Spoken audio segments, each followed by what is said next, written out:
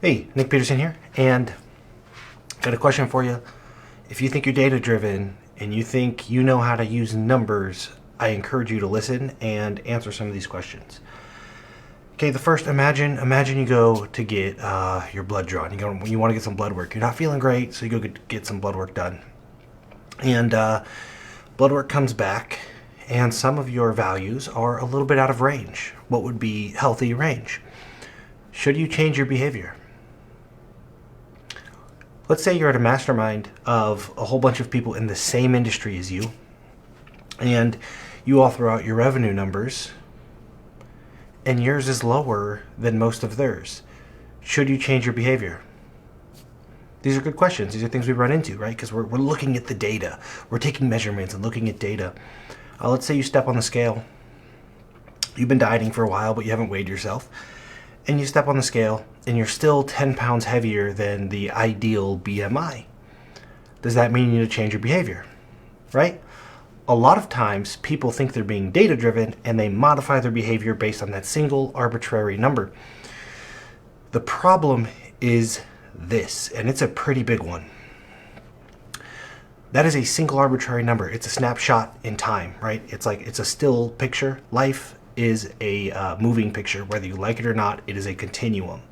It doesn't reset on January 1st, right? It's not like you just boop, reset, and now you're a new body weight and you have to maintain it. Nope, you're still carrying all the body fat that you had accumulated over the years, right? There's no reset button. It's just an ongoing continuum. And the danger of these arbitrary numbers is this. That blood work says that you are out of what is considered healthy range. It doesn't say anything about your behavior, right? Because unless we have the set of blood work before that and the set of blood work before that, so that 1 point, it's a number, right? It's a point. 2 is a line, 3 is a trend. Until we have a trend, we actually don't know anything about how we should modify our behavior. What I mean by that is you may have been way out of range a year ago, and your trend is downward or upward, whichever way you're out of range, right? Which means if you keep doing exactly what you're doing at this rate, the next time you get blood work, you'll be in a healthy range. So the last thing you should do is modify your behavior, but that's what's happening. People are taking a measurement, calling it being data-driven, and they are modifying behavior that shouldn't be modified. Or even worse, let's say you go to the doctor and you're within healthy range and you're like, cool, I don't need to modify my behavior because this single arbitrary point tells me I'm good. Now, if we pulled the blood work before that and the blood work before that and the blood work before that, we might see that you are at the low end of what is considered healthy, and now you're at the very top end, which means at this rate, the next time you get blood work, you're going to be out of range, right? So this single arbitrary point says you're good. But the reality, the rolling picture that is life, the rolling average that is what a continuum is, right? Says you need to change your behavior right now. And by the time you get a measurement that tells you need to change your behavior, it's too late. So you may go to a mastermind and everybody seems to be making more money than you, and you go, I'm making 40 grand a month, they're making 80 grand a month, I should change my behavior. Reality is, we need to look at the trend and say, well, you were making 20, then 35, now 40. Actually, you don't need to modify your behavior because by the time the next event rolls around, given this trend, you'll be at 95. You'll actually be above them, right? So should I modify my behavior based on a single point of data? No, never. Should I modify my behavior based on a line, 2 points of data? Probably not. We need a trend. Now the trick is with the trend, right, in biology, continuum, rolling average, it's volatile, right? Weigh yourself 10 times a day for the next 3 weeks. You're going to see whether the rolling average is up or down. You're going to see these little fluctuations. Look at your bank account every day. Look how many sales you make. You're going to see little fluctuations, right? $1,000 one day, $1,200 the next, $900 the next. So it's really important that we understand we may drop into our bank account or step on the scale or take our blood at one of those little tiny peaks, right? And the next time we step on the scale, we're at one of those valleys.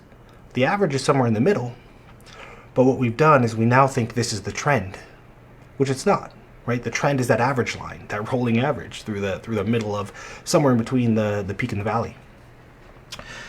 So what does that mean? That means stop setting arbitrary timelines, stop setting arbitrary goals, stop thinking that a single measurement means anything, because it doesn't. It is a rolling average. It just keeps on going. So the number of your bank account is the number of money you've put in, the money you've taken out since the day you opened it, right? And we gotta start looking at these trends before we modify our behavior. And most importantly, and this is really what I want to get through to everybody that is watching right now and everybody who watches this replay, the trend, right? This trend line we focus on is only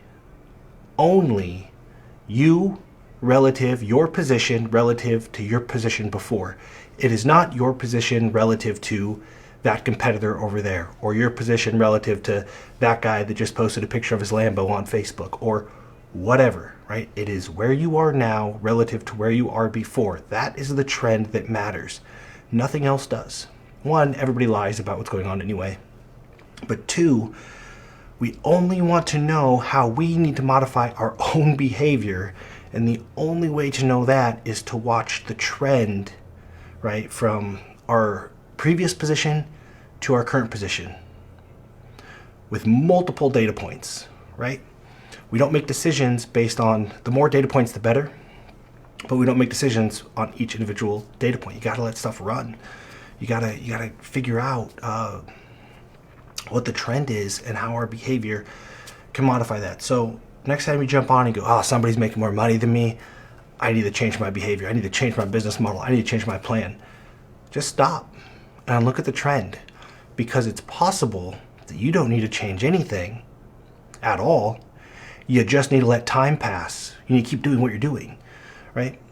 And again, on the flip side, you might look around and think you're better off than everybody. Oh, I look better with my shirt off than everybody right now, and I make more money and all this stuff, right?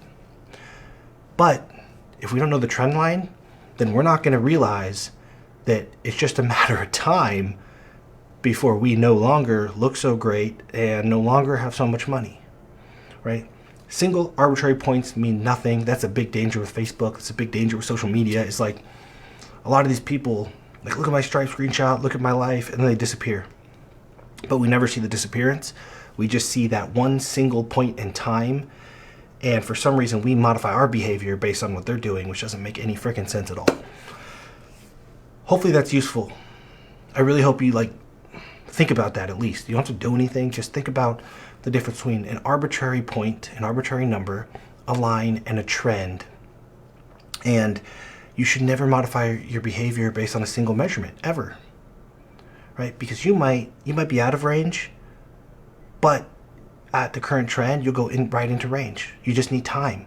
Worst thing you can do is change something when you're trending right into success.